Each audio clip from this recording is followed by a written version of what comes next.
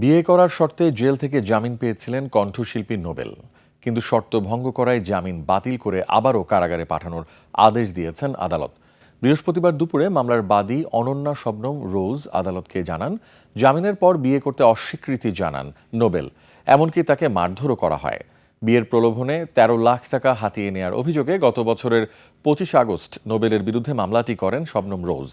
এছাড়া বাদীকে আটকে রেখে হেনস্থা ও আপত্তিকর ছবি তৈরির চেষ্টার অভিযোগও ওঠে নোবেলের বিরুদ্ধে।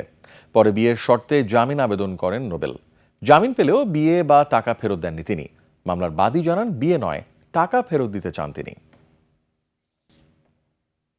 সে নিজের থেকেই বলেছে যে আমি তোমার সাথে সংসার করব, আমি তোমাকে বিয়ে করব, কাবিন করব।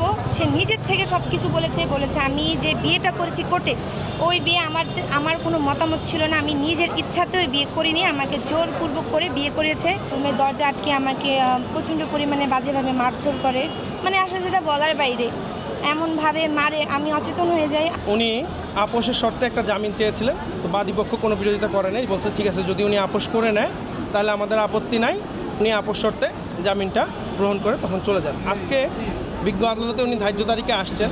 উনি এই মামলায় আপোষ করেন নাই এবং আপোষ না করে বরঞ্চ আমার বাদীকে আপোষের কথা বলে সেই দিনই বাসায় নিয়ে গিয়ে মারধর করেন। সেই বিষয়ে আমরা মামলা করেছি এবং এই সব যুক্তি শোনার পরে বিজ্ঞ আদালত নোবেলের জামিনটা বাতিল করছে এবং তাকে জেল হাজতে প্রেরণ করেছে।